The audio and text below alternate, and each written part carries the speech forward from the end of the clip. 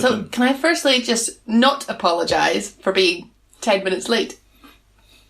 Yeah. The acceptable amount of time. Oh, yes.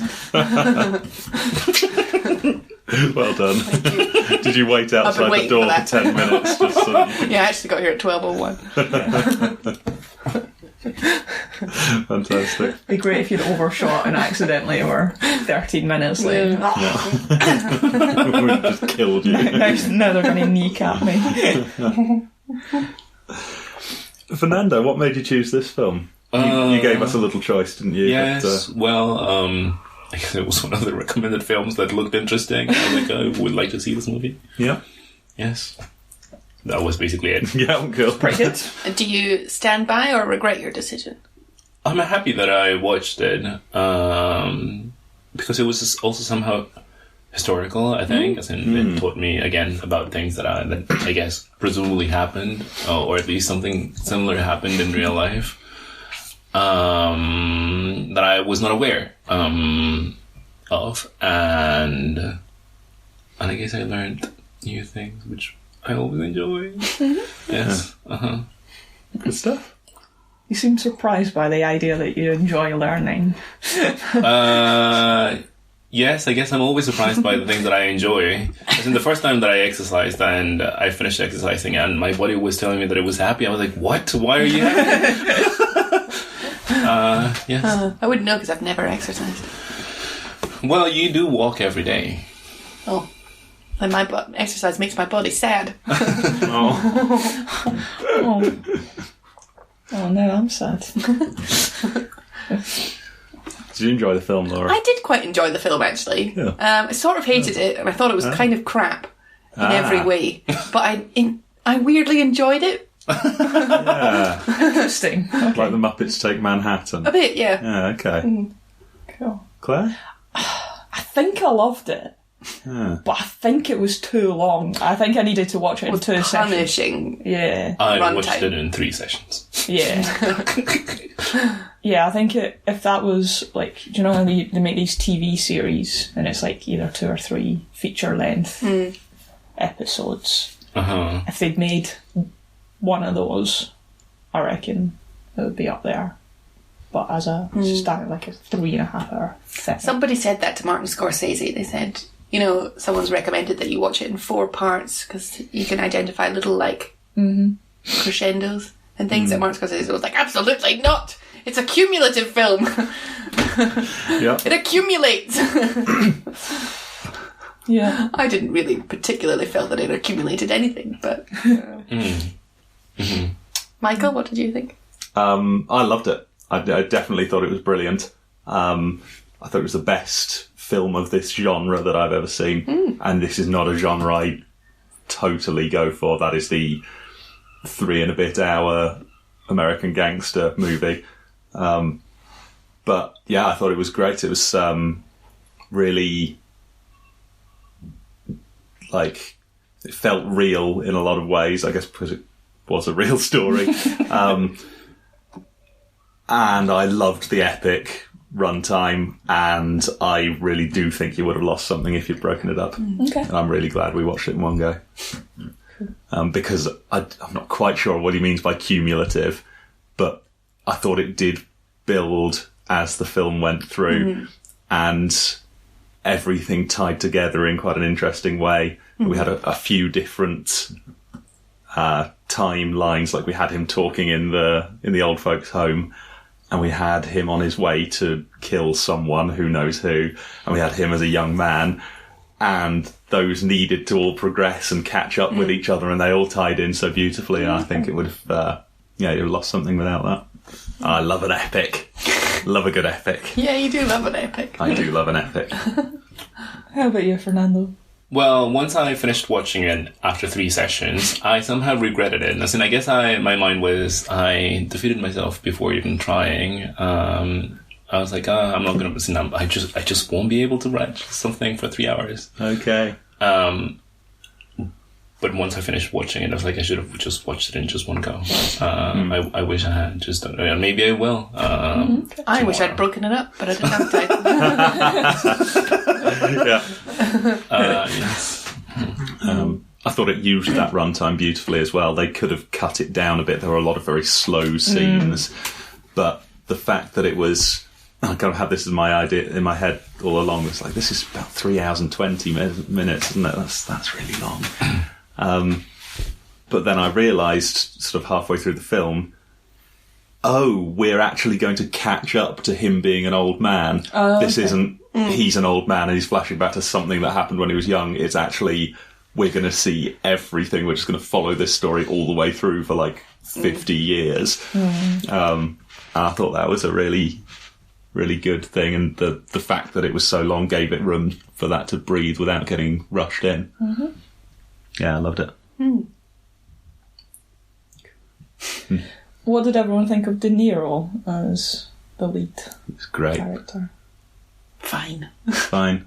I mean, he's Robert De Niro, so you know, he's very good, isn't he? I find a lot of his actions very clunky. They seem I very find that a bit as clumsy. well. Like, you could tell he's an old man who's Oh. been CGI'd into a young man. Yeah. Do they CGI? Oh, yeah, but did you not Do you notice? reckon? Definitely. It's I it's didn't all notice over the at all. internet about how the CGI for Joe Pesci and Robert De Niro to make them look young when they're actually So they did look a lot younger in the early thing, but I thought they'd just done a lot with makeup. Okay. CGI. Huh. No, I didn't get that. I thought his eyes looked a little funny. I thought that as well, actually, but I think he might just have that blue eye. Yeah, I think he's got Okay. very distinctive eyes. Okay. For sure. Oh, I didn't think he looked odd or anything. I thought he had like a very interesting face. In fact, they all had very interesting faces. They were so old. Like all of at least the male actors were just so old, and it's just looked like all of the creases in their face like had 1,000 stories to tell. It was amazing. Yeah. It was a very male film. Oh, it was all just 80-year-old men, wasn't it? And one silently judgy woman. Yeah. But I quite liked that she didn't say much. She conveyed a lot with her silence. Yeah. I normally hate that. Who's this, Peggy? Peggy. Yeah, she was great. When they just have one female character who says nothing. But she actually, Okay. she acted it so well, I thought. Okay. Even as a kid. Even as a child, yeah. Although I just really wanted her to give the validation that Joe Pesci so desperately wanted. I don't know, he had that, like, creepy uncle thing about him, though, didn't he? But he just loved kids. Yeah. Yeah, maybe that's why it was creepy. Just be nice and don't try to make me like me. Just, be nice because it's the nice thing to do. I think my favourite part of the whole film was when he told that story about the birds.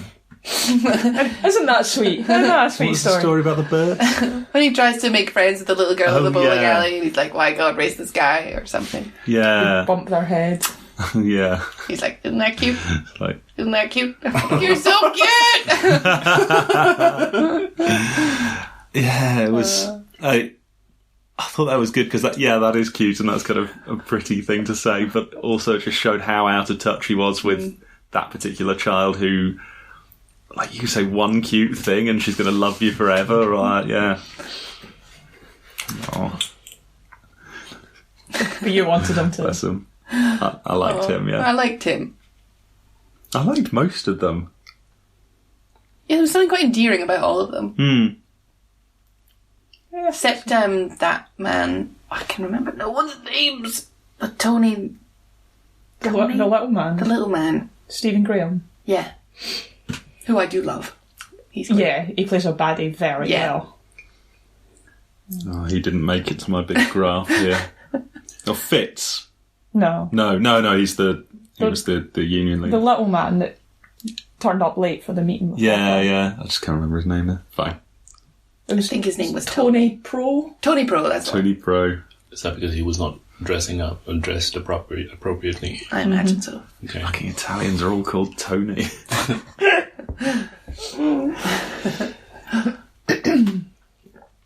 Yes, I enjoyed that scene as well. Yeah, Florida. that was quality. Yeah. And I think that's where the clunkiness and the, not perfectly choreographed fights and stuff made it much more real, because it would just be a bit that wouldn't look perfect. It would just all be a bit shit. Yeah. And it was. And that improved that scene, yeah. It's really my dream to like have a moment of silence and then just lunge at someone. You can make that happen one day. Just keep talking whenever you're around Laura. Keep talking and nobody dies. Don't be late. Yeah. Yeah, the two of them just getting into fights again and again was fantastic. Yeah. Every time it happened, it was just so funny. I like them. What about the relationship between Jimmy and Frank? That was an interesting one. It was Broke my the key goddamn one, heart, wasn't it? Frank. Oh. Yeah. It was interesting, wasn't it? Because he obviously admired him and took so much sort of inspiration and knowledge from him, but in the end he just went a bit mad, didn't he? And Frank did what he had to do. Do you disagree? He just clearly trusted him so much. Jimmy trusted Frank. Yeah. Even when they're in the house and it was all weird. And he was like, come on, let's get out of here. Sorry, Fernando, what were you going to say? That just broke my heart. I was like, what? Are you actually going to do it? And he never knew he'd been betrayed, did he? He was just shot in the back of the head, wasn't he? Yeah. Well, he now knows. He's in heaven. And he knows that. He's in heaven. Well, God is all merciful, Gangster heaven. so surely he'll forgive everyone. Gangster heaven. I like that interpretation. That'd be good. I don't want to go to heaven then if it's going to appear like him now.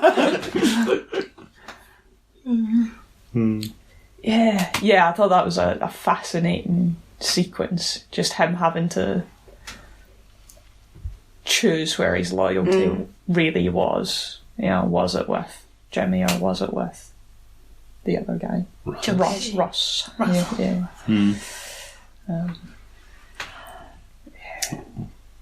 What was the name of the person that really liked steak? I don't know their name. The guy that looked like Marlon Brando. I never actually. I've got it written here. Frank Steaks, Marlon Brando, but I never got his name. I just thought he was my favourite character. And to be honest, thought that Al Pacino was Marlon Brando, so didn't realise that Al Pacino was in it the entire way through, and then at the end was like, where was Al Pacino? I thought that was Marlon Brando. No, I didn't think Marlon Brando was in it. I was waiting for Marlon Brando, thinking that would be Al Pacino. You were waiting for Marlon Brando, who On the died mistaken like 30 assumption. years ago. Did he? Yeah. I think he died shortly after. Oh no! filming Yes, Godfather. that's fine. But I thought that Al Pacino had the look of Marlon Brando. Oh, okay. I confused you the thought actors. this guy that the stakes were going to was Al Pacino? No. I'm way off here. So, in Laura's head, the name Al Pacino is associated with the man Marlon Brando. Forget the name Marlon Brando. I think that Al Pacino looks like Marlon Brando. Okay, so you thought the guy in The Godfather was Al Pacino. Correct. Yeah, okay. That's reasonable. And spent the whole film waiting for someone who looks like Marlon Brando. Okay. Oh, but Al Pacino was in The Godfather and he was the son, wasn't he? Never seen The Godfather. Okay, it's alright. I think that's right, is it? Yeah. Is that what? Yeah. Yeah, okay. Good stuff. Yeah. No, Al Pacino. Yep, fair enough. Now I know who he is. That's good. Retrospectively. Who does a good going a bit mad gangster, doesn't he? That's it. Well, I read a thing saying that he's been a cop in films more often than he's been a mob leader. No, he's always been a mob leader. But you might think that he... Yeah, okay. Yeah, just because he's done it more doesn't mean it's his thing, though. If that's what he's known for, it's what he's known for. That's it. I guess it was just the big films like Scarface and The Godfather were the things where he got his name. And being in a couple of other films no one can remember doesn't change it. And, I think I'm with Fernando. He's actually a mobster. He's always a mobster. Well, yeah.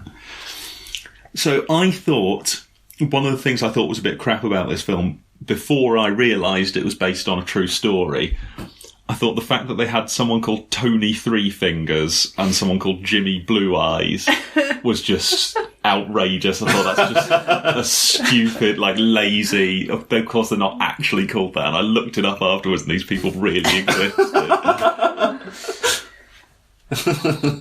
Yeah. Yeah, they did all have ridiculous names. Davy Medium Legs. Yeah, it's just... It just sort of amazed me to think that I think they were maybe trying to do it in like a fairly naturalistic, realistic sort of way in this film, and they were all so outrageously movie stereotype, and I think that's maybe just what Italian-American mobsters are like. Yeah. Brilliant What stuff. else have you got written on your page of... Right, well, mostly it's just so I can remember who's who, but I've got a few thoughts. All the men are 80, all the women are 22. Yep.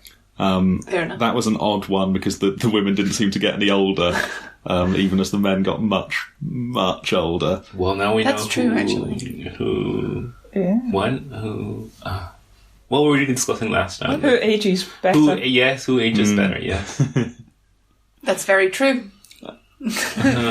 We age like a fine wine.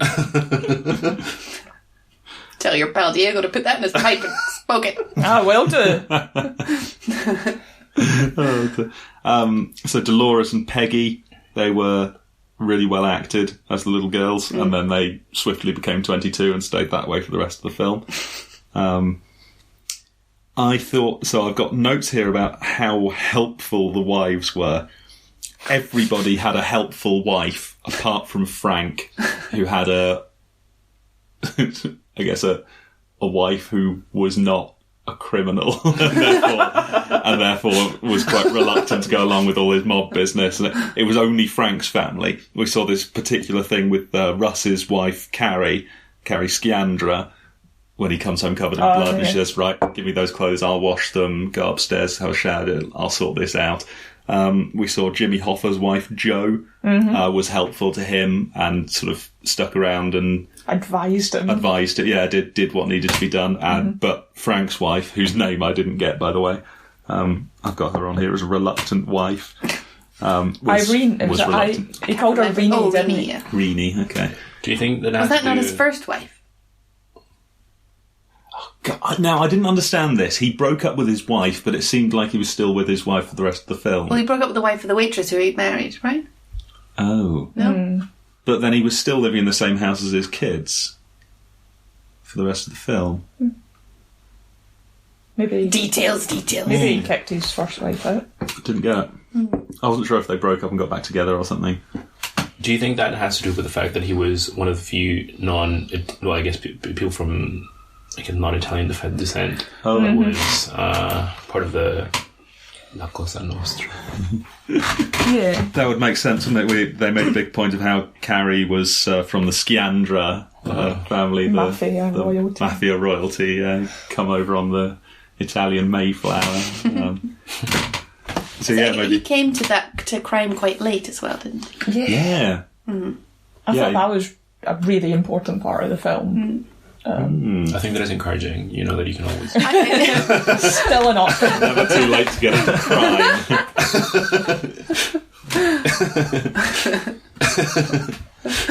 That's good. Yeah. Still get a pretty ring. I thought, because normally in these films it's a young lad who's maybe a bit lost. Yeah, good film. Gets sort of taken in and looked after and feels like one of the family. But this is like a grown man who has morals, has a life, who knows right from wrong. He was just a trucker, wasn't he? Yeah. But just did something he in and him. Russell just hit it off though, didn't they? Yeah. And then suddenly... Instant that's chemistry. it. And I found that quite jarring watching him, like, as an older man, like, being convinced to go and shoot some random guy. So surely you know you shouldn't do that. I thought that was a really, really amazing part of the film, was having that. Just this grown up. being dragged into it from a sort of normalish life. It was interesting how easily sort of manipulable he was. And I think mostly no one was taking advantage of him to his own detriment. But it was very much sort of, oh, Russ is the leader, I do what he says. Oh, I've been told to blow up some laundry place and this other important man says you shouldn't do that. You just apologise, stop doing it, get on with it. He wasn't doing anything. He never struck out in that he never did something controversial.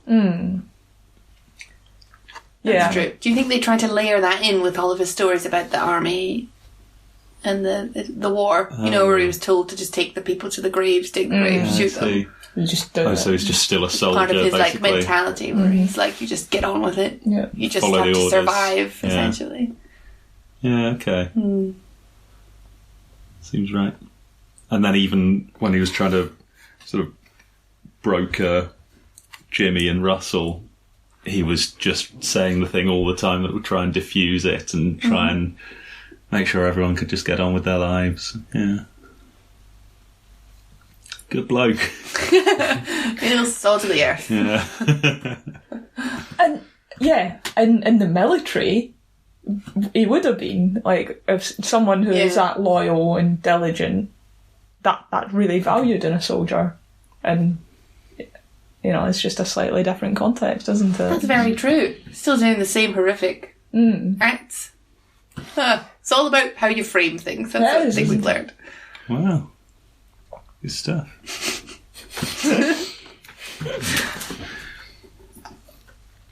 They just some humanitarian things in the army. But I'm sure. I mean, they got graves. Yeah, that's true. I think there's something to be said for the US being on the right side in the Second World War. You would say that? Yep. Yep, I would. Yeah. Not in Cuba, though. Not in Cuba. Yeah, that's an interesting one. Funny, us looking back, I was thinking about the Cuba thing, because what was it, 58 or something, Cuba had their revolution and Castro got in. Maybe. And when we were seeing them saying, oh yeah, we'll just get Cuba back, we'll sort that out, now it just seems so impossible that would happen. Especially in the Cold War, we know about what happened with the Cuban Missile Crisis, and we know that they're still communist 60, 70 years later. And yet for them it was something that, maybe next year they'll just flip back. There's no saying that this is a permanent thing. It reminded me of when the Gospels wrote the New Testament books, they waited like 150 years before they wrote them down because they thought Jesus was coming back in their lifetimes. And they were certain of this, and they worked it all out in the scriptures, and they were like, well, why bother writing it down? He's going to come back and sort of cleanse the world of sin, and only sort of after the apostles and their children were all dead does someone think, maybe we got this wrong, maybe he's not coming back from, we better write this down. It felt like that with Cuba. Oh, so the Gospels were only written when people had run out of faith. Yeah, I guess. No, wait, the Gospels were written by by Matthew, Mark, Luke and John. Jesus' disciples. No, it was said to be the word of them, but they didn't actually write those books. What? I think the idea is they taught those concepts to their followers. Yes, I didn't know this either. In a more or less codified. So I think What a huge con! Yeah, I know, it's rubbish, isn't it? Which is another thing for and again, we like codify this thing in the Bible, and we say this is the New Testament, but they decided what went in the New Testament in like 300 or 400 AD. They had a big council and said, we'll put these ones in, leave that one out, that's a bit weird. Well, yes, but I think that's what makes it different from the Old Testament, because the Old Testament was already written, so everything that goes after is the New Testament. Yeah, and that makes sense, but it's a very arbitrary decision what goes into the New Testament. Just like mathematics. It's Is that just like mathematics? Arbitrary definitions, I suppose. Yes, okay. But they really seem to have stuck with one decision and just gone with it. Yeah, they wrote a lot of letters, didn't they? Paul's second epistle to the Ephesians or whatever. I think those were at the time. Why were we talking about this? Cuba. Yeah, Cuba's still a communist country. Sorry. Yeah, it's just interesting looking back at the same thing with Casablanca, wasn't it? Amazing looking back at that, and they don't know what's going to happen with, maybe Casablanca was going to be under the Nazis for another 100 years, or maybe it would have changed 2 months later, and even the filmmakers didn't know. It's kind of cool seeing seeing this historical stuff and knowing better now. So what actually happened in Cuba? You are the fountain of all knowledge. Am I the fountain of all knowledge? Well, other people can correct me once I'm finished.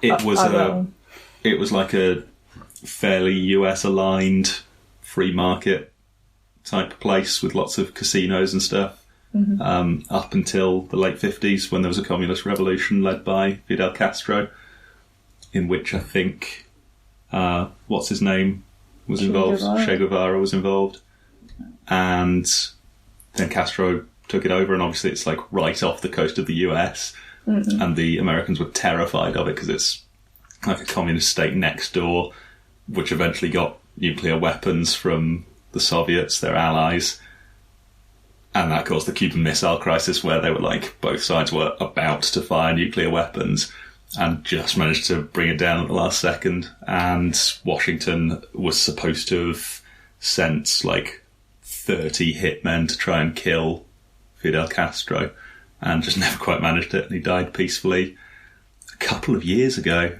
Yeah, it was quite recent. And handed power to his brother, who is also now really old. I think he's maybe still in charge. He's no longer the president. He's not, okay. But someone who was appointed by him is... Got you. Yes. Okay. So, has anything... That's the only thing that I know. Okay.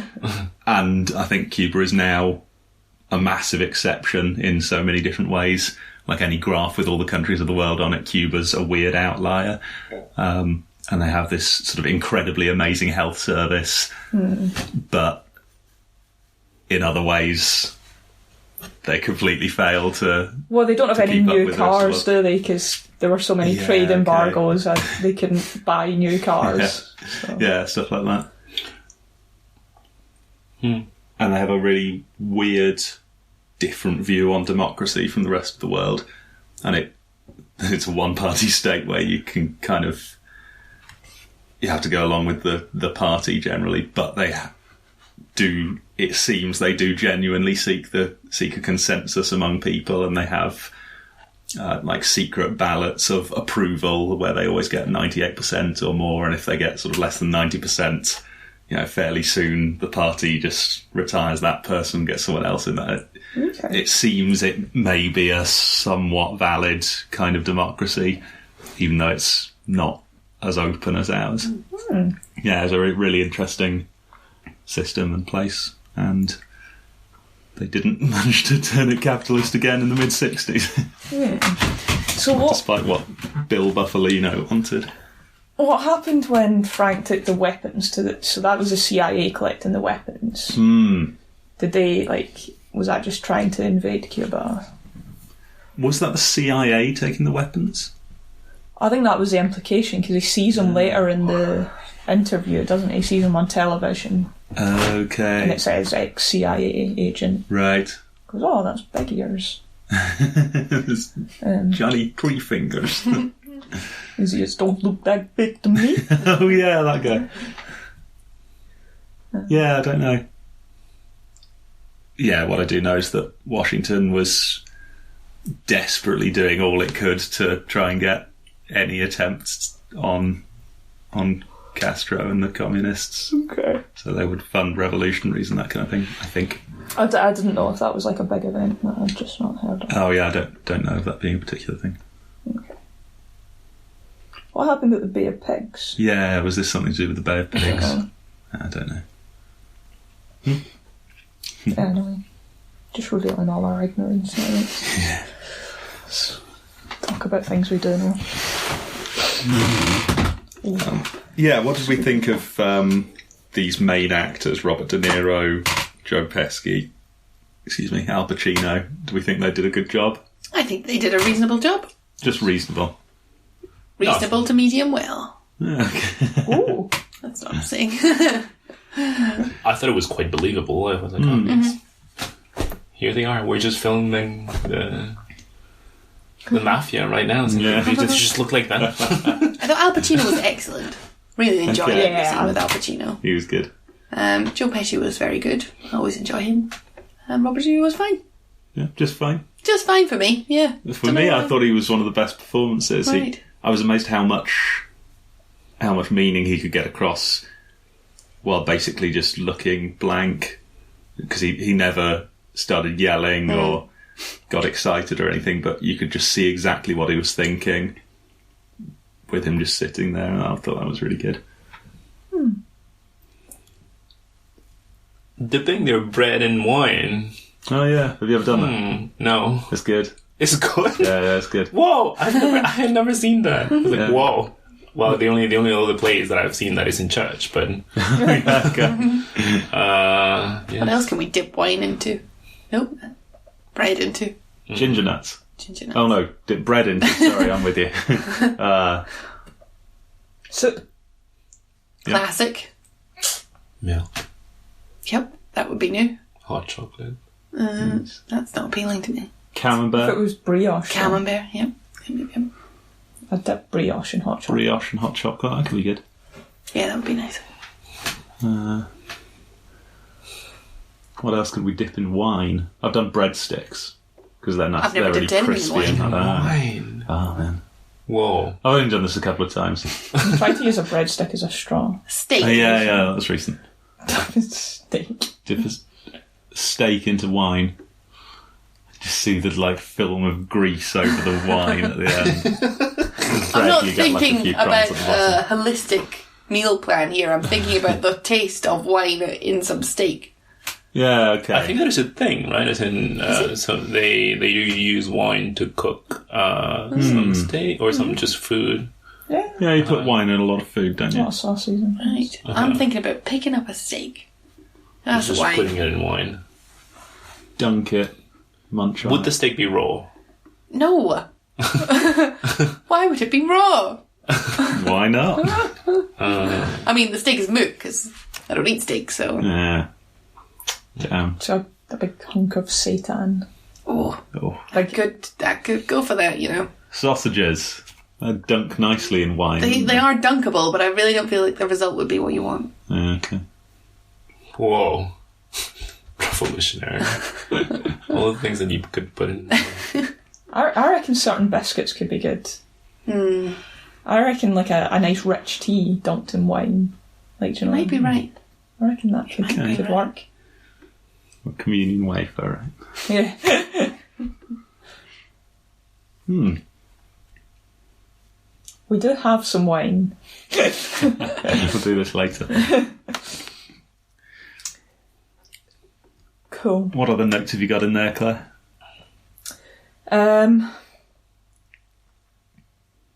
What have I got?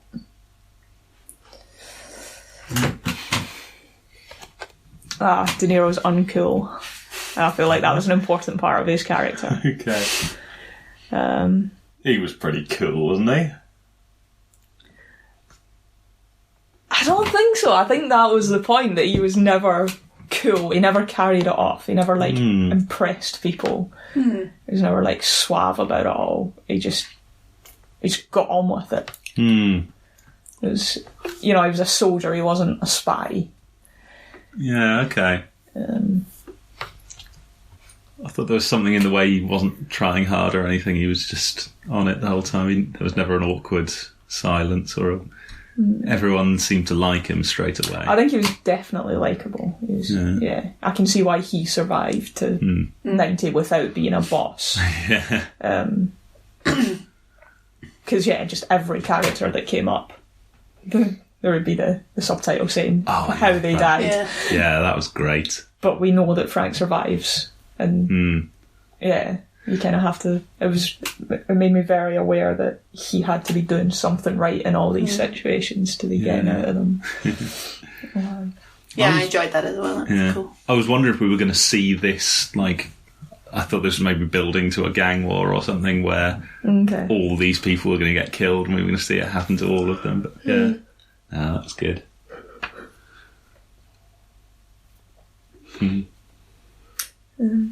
Yeah, so I thought it was interesting seeing all the old mafia bosses in prison being a bit old and broken and sort of just ruining that illusion that gangs are cool. Yeah. And I think that's ties in with like everyone dying young because they all get shot in the head on their doorstep and in their 30s. You don't see them getting old and decrepit and stuff because they're just pathetic old people, aren't they? They can't stand, they can't chew their bread. These guys that commanded so still much throw respect. a good bowl though. Yeah, I'm not seeing them play bowls. But yeah, how lame is that? Like, he's a mob boss and he's just like bowling. Yeah. Just like your granddad. Like, I thought that was a really interesting perspective on like the whole mafia thing. And it really needed that extra half an hour runtime for that. Didn't it? I don't think they could have cut earlier bits to get that in. That had to build and sort of almost be a satisfying film in itself that could have ended with him, killing Jimmy. But then they showed us the rest of his life and showed us him confessing in the end. Yeah, I feel like a lot of my notes are just about just how old everyone is. Watching old people being so obedient made me quite sad. I feel like you should just have so much more self-worth by the time you're in your 50s. You mean like doing what the nurses tell them and stuff? No, I mean like doing what the bosses tell them. Oh, I see. And I think, there was just something about it. It seems to have come up quite a lot in my notes. I just thought it was a really interesting take. Also, it was so sad at the end, watching him like buying his coffin and stuff like that. Presumably because he didn't speak to his family. And there was going to be no one to do that once he was gone. All his friends were gone. But he survived. Yeah. That was kind of poignant as well, wasn't it? When he referred the guy to his lawyer and then just discovered he's dead. Everyone's dead except you. Just everyone we've seen in this film, that whole world is gone and you're the only one left. Yeah, that's quite poignant. Did you notice him?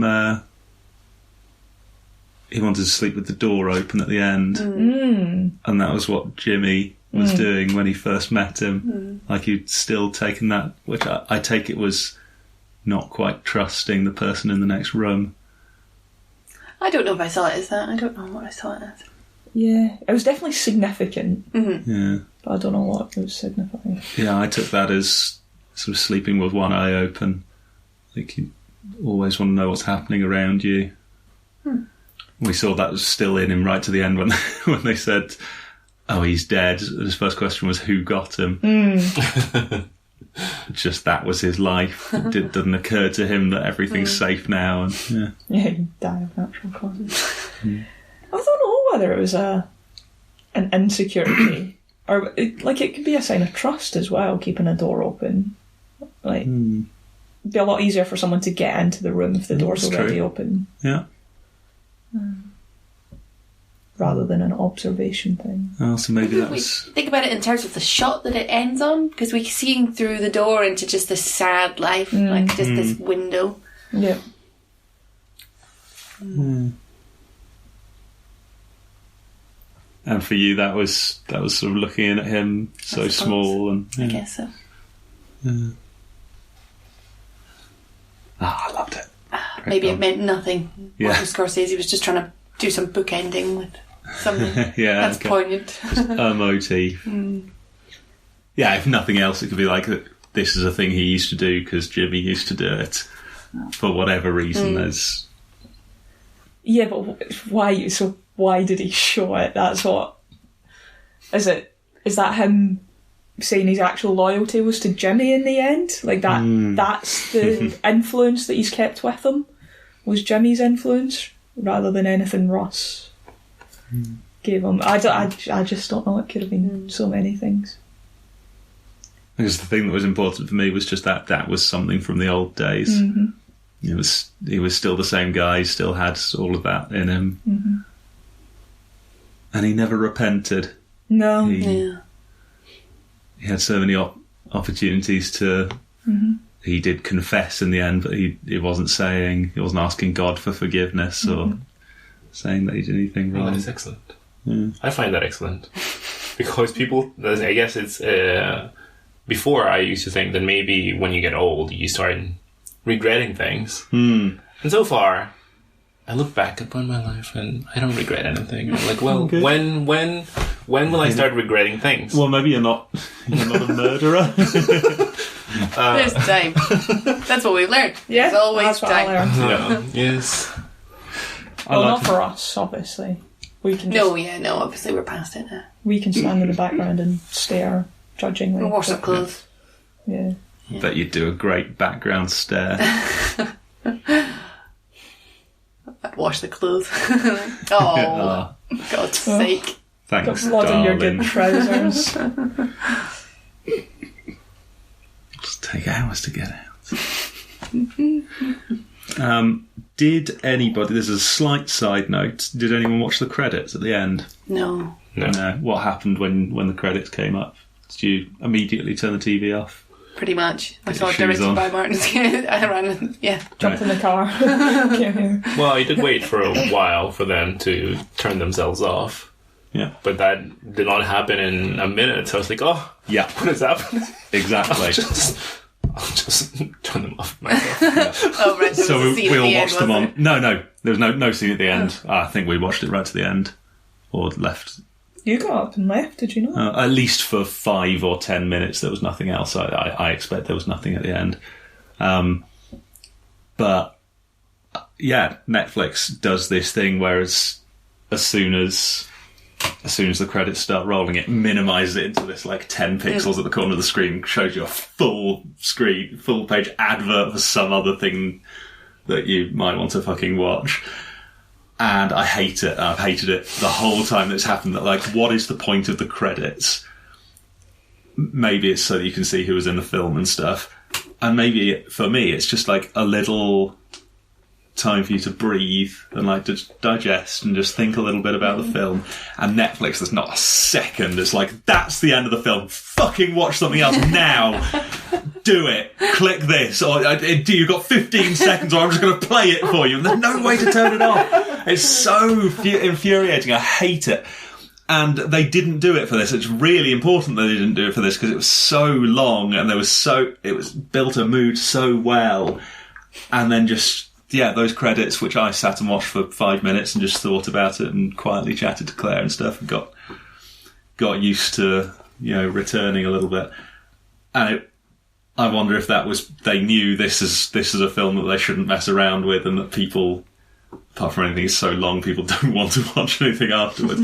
And I thought, I've got it written here, does it really take Martin Scorsese, Joe Pesci, Robert De Niro and Al Pacino to make a 3.25 hour film before Netflix have enough respect for it in order to not crash the credits? And I think that might be what was happening there. And I wish they would have more respect for programs without those 4 people. Yeah. But yeah, just made me think of that. If anything, for you, that was an inconvenience. Like, oh, when is it going to stop playing these stupid credits? Yeah. Yeah. And you like had your car keys in your hand. And Come on! Just die already! See, so surely there wasn't a funny post-credits scene. The blooper No, reel. The blooper reel, yeah. I'd love to see Just the be blooper too reel, yeah. terrible. I could just about believe maybe they would put like a little clip of the real Frank confessing something on tape or something like that, but I assume that didn't happen. It was just a film. Wait. Well, I think I read briefly part of the Wikipedia page, and I believe that, as in, he was talking to someone, right? As in, he was talking to someone that was in the shot. I believe that he was talking to the author. Yes, okay. Who yes. was like an ex-FBI agent or something, right? I do not know. Okay. Yeah, I think he was not just an author. It was his job to interview people to track down cases and stuff. But then he published that as a memoir afterwards, didn't he? Yeah, it was interesting that they showed the people asking him to confess, and he ended up saying, "Sorry, I can't help you." But then we did see him confessing, but I don't think we ever saw him decide to confess. Yeah. I did wonder, as in, what if he did confess and they said, "Oh, well, now you have to go back to jail"? Yeah. I would rather not say anything, thank you. So we didn't see him with his lawyer, but it's possible they'd have offered him immunity or something and signed a contract. I would just not take the risk. Yeah, okay. And confess to someone else, I guess. And that's interesting, isn't it? What was his motivation for confessing? Because it didn't seem to be to get it off his chest because he's because he felt that he'd done something wrong and he wanted to. Maybe he just knew that it's the same reason why the Queen no longer has any corgis. It's just that he thinks, oh, the end is near. Yeah. Does the Queen not have any more corgis? It's because she thought that she would leave them without a mother. Yeah. She said that she didn't want to leave any behind, which is quite sad. Oh, God.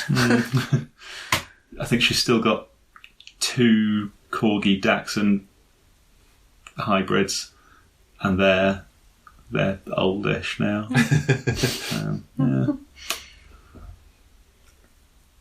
yeah, he could have taken that to his grave, couldn't he? And the way we saw Robert De Niro playing it, he was enjoying it. He was enjoying telling the story, and he was showing off a bit.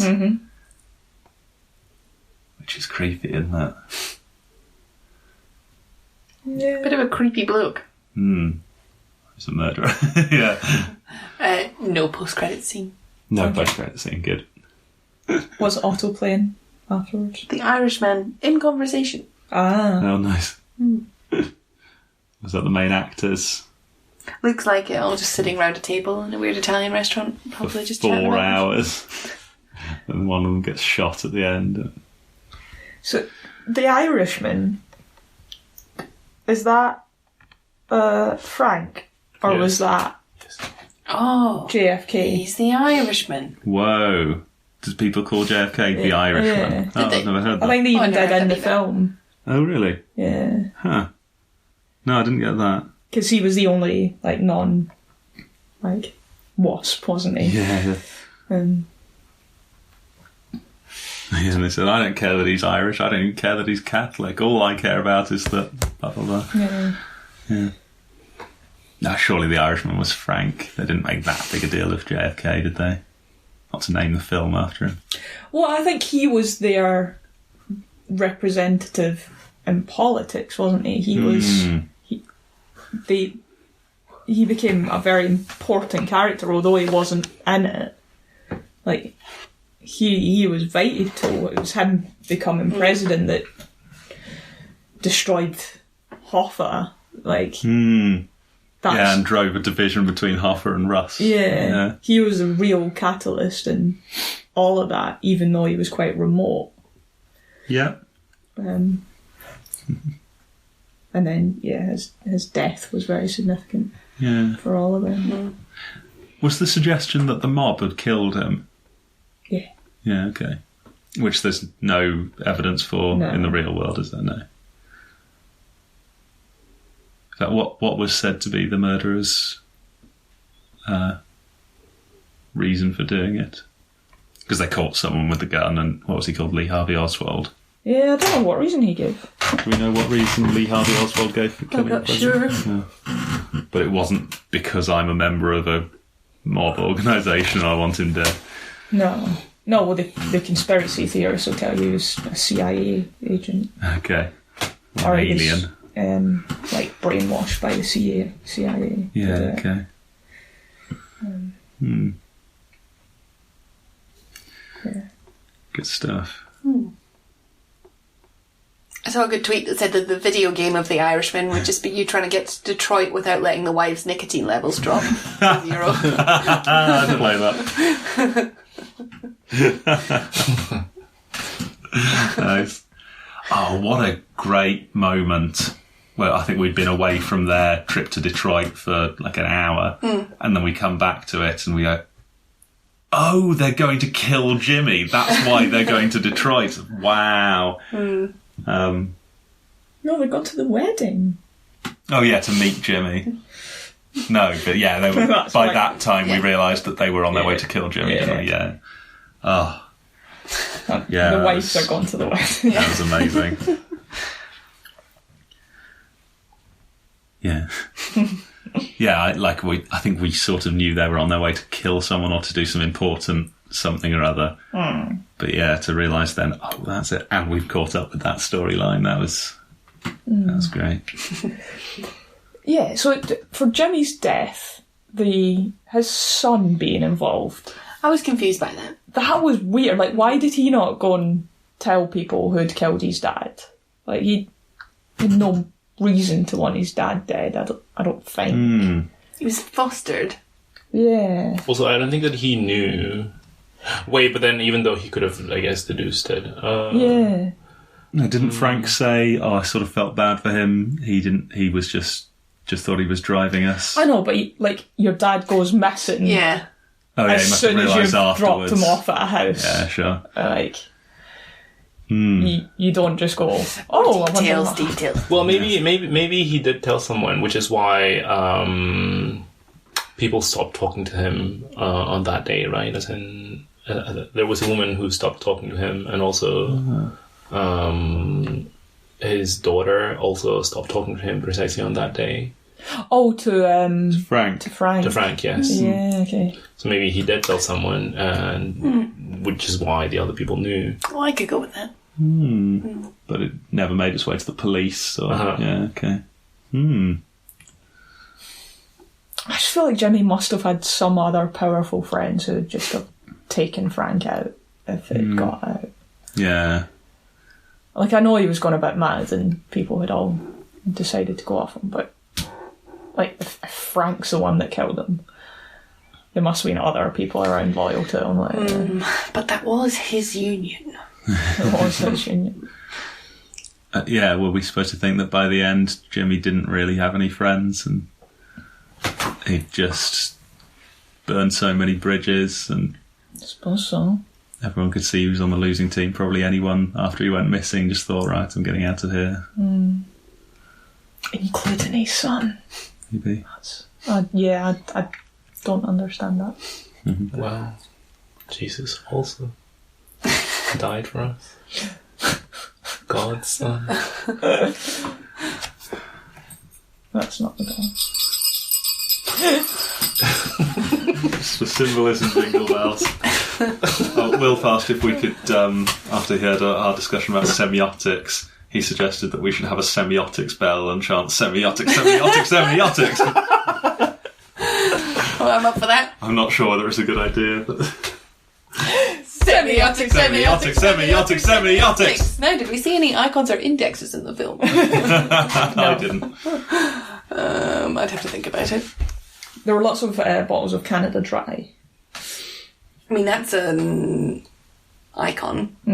Index? Index. There were callbacks to earlier gangster films, right? Were there? Oh, there was that scene with the horse's head being left on someone's bed. No, there wasn't. Killing someone in a restaurant in Little Italy. In Little Italy? God. Yeah. Jeez. In St Andrews. Not Jeez. so much. No way. So when he went in and he talked about going to the bathroom, and he said when you go in the bathroom you can make sure no one else is in there and you can prepare for blah blah blah. And it was all set up very much the same as an important bit in The Godfather, where he goes into the bathroom to pick up the gun that's in there. in order to then go into the restaurant to shoot the person. He talks at length about leaving the silencer off to scare people and to make people run away, but using just the right... It was all built around exactly the same setup. Okay, I don't remember that. Yeah, I think that must have been deliberate. And I think there were a couple of other things, but I've forgotten what they were now. So some other features that were quite related to... So The Godfather Part 2 was all about Cuba, for example. A lot of these had the same actors in, even. That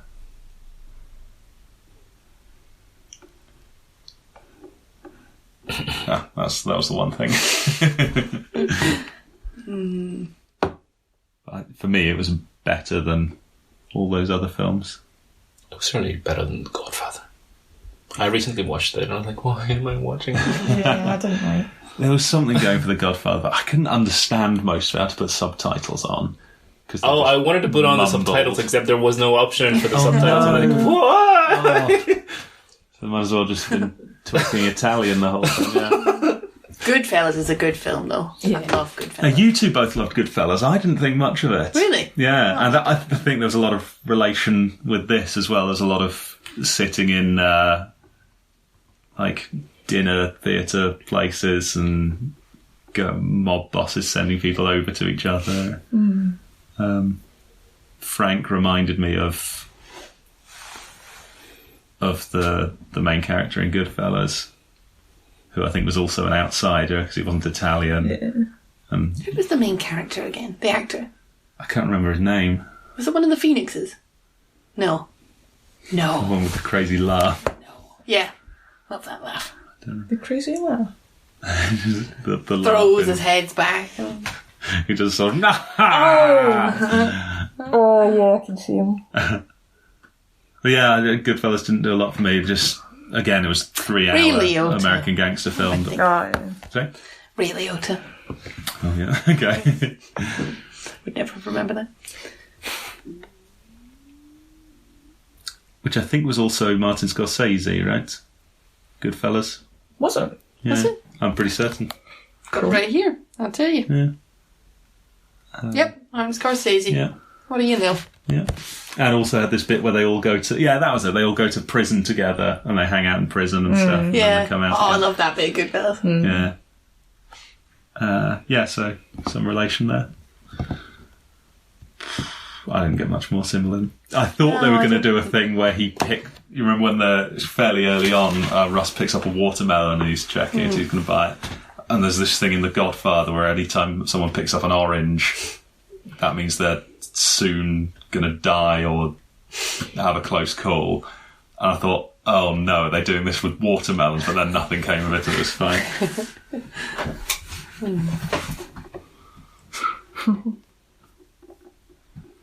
No, I can't think of any symbols or signs. Oh well, I guess it was just a good film. Or not a good film? Pretty. We're getting a thumbs up or a thumbs down? Thumbs up? Thumbs up. Pretty good. Yeah, Yeah. pretty good. Okay. Yeah, as I say, Yeah. I think I loved it. But Yeah. I think it might have been really crap. What was crap about it? I don't know. I think, I really didn't engage with Robert De Niro. Okay. I just thought it was really blank, and I felt like his stutter was too put on, and I wasn't buying it. Okay. I don't know what it was about him. Don't know. But he still acted it well. Like, he's still Robert De Niro, so I still believe him. Still believe that he's a gangster. Yeah. Probably is. I don't know. I guess just certain parts I found the dialogue to be too noticeably fake. I can't remember examples. I don't have any evidence to back up these claims. Just something, but nonetheless, I still want to emphasize that I did enjoy it. Anyone get bored? I yeah. think I got bored a few times. Okay. No, but then I did watch it in 3 sessions. Yeah, it's okay. I'd say the second hour. No, I think I did get bored at times. I was a bit bored at the beginning, actually.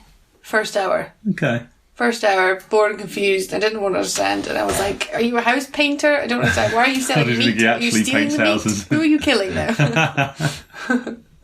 Yeah, I was glad I drew my little graph there. It's invaluable. But yeah, those are my thoughts. Great. I never got Them's bored the in facts. it. There were Is that our catchphrase? Maybe that could be our new catchphrase. I didn't get bored in the film, but I did notice when we paused it briefly to go and get a drink and stuff, and it sort of been an hour and a half, and there was an hour and 50 minutes left, and I thought, oh, we're not... It sort of was feeling like we must be getting near the end, and we were a lot less than halfway through. But as I say, it was great. I loved it. Love a good epic. I like Ben-Hur. I like Lawrence of Arabia. I haven't seen either of those things. Neither of them are that great, but they're cool and they're epic. I love Titanic and The Lord of the Rings. I quite like an epic as well, actually. Yeah. Is this the first epic we've seen? What's the longest film we've seen? Lagan. Lagan, yeah. Lagan. Yeah, which was about the same length, right? Yeah. Oh, no, that it was more longer, than 4, wasn't it? 4. Oh, God, and it was just a game of cricket, wasn't it? That was my Nothing even favourite bloody part. happened. The last 2 hours. The last game of cricket. 2 hours. It was What a great just film. cricket. I really enjoyed it. It was quite good, wasn't it? Yeah, so that was so this must be the second longest film. Are those the only epics we've seen? I think so. Yeah, I think so. Good stuff. I better pick an epic. Oh, you've been threatening Gone with the Wind for a while. I have. Which I'd be well up for if we do. Oh, it's one of us to this time, isn't it? Yeah, we'll see. Is that a wrap? Once a wrap. Once a wrap. Or does anyone else have anything to say? Any final thoughts? No final thoughts. I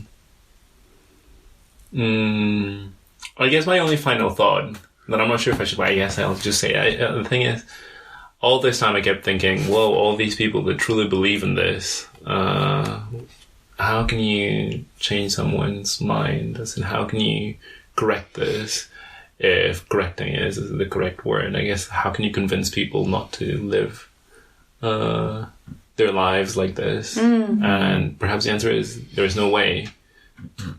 Perhaps the answer is, you have to be killed. I do not know. Yes, which made me really sad. That organised crime like that really does exist. Yeah, it causes so much problem. Different moral universe. Yes, exactly. That is correct. Exactly. Which is why what I thought, it was like, I guess there's no right and wrong. They're just living their own life. And why would they change their mind? There is no reason. Precisely. I think it's not so impossible. I think organisations and crime like that exists because it's profitable, right? And whereas I think a lot of people would say, well, I don't care if it's profitable, it's wrong, I'm not going to do it. There's a real incentive to do the wrong thing sometimes, and things like making drugs legal or decriminalising them, things like making sure people have enough money to survive if they don't have a job, that kind of thing. There's things that people and governments can do to make a life of crime less attractive. I think that's one way we can address it. Oh, I'm glad that I guess brought this up, because your answer somehow gives me hope. I think we should try and get more crime. Yeah, maybe we want more crime. That's my election pledge. Scrap all the police, more crime. A mob in every neighbourhood. Yeah, I think it's also that some of the more structured things, like having the boss who can help you out if you're in trouble and that kind of thing, is also caused by just a lack of actual government authority. Like if you can't trust the police, then if somebody beats up your daughter, you go and tell the mafia leader, or do it yourself. Yeah, like either way, neither of these, it's just causing more crime. Whereas if you've got a police force with as little corruption as possible and with sensible laws and that kind of thing, it means people aren't pushed into this, right? So maybe there's ways we can solve this. Sounds like socialism to me. Cuba. I'd like to know how much organised crime there is in Cuba. I'm going to guess not much. I'll guess a bit. But I don't know. I'm going to guess loads. Oh, Just for how fun. much organised crime do you think there is in Cuba? Whoa. I just do not know. Yeah. I bet I'll it'll be find out. surprising. It'll definitely be surprising to 2 of the 3 of us. Yeah, I guess by definition, it's, and if you not expect the answer, then that will be surprising. There is a Wikipedia page called Crime in Cuba. Yeah. A good Wikipedia page opens with... Do we want organised crime, though? Yeah. We can start with crime. Oh, here's another page. Organised crime in Cuba. Yeah. Oh, it's got a Wikipedia page. Means there's lots of it. Thank you. It is remarkable that there is no organised crime. This article is a stub. In atypical fashion, organised crime in Cuba is run by the state. This is not Wikipedia, this is something else. Oh. Yeah, I'm going to give up on this now. That would be okay, no bold. problem. Yeah. Anyway, Interesting last thought there. let's play the music. Yep. sounds Oh, good. that's our catchphrase. Let's play the music. Play that funky music, white girl. Play it again, Sam.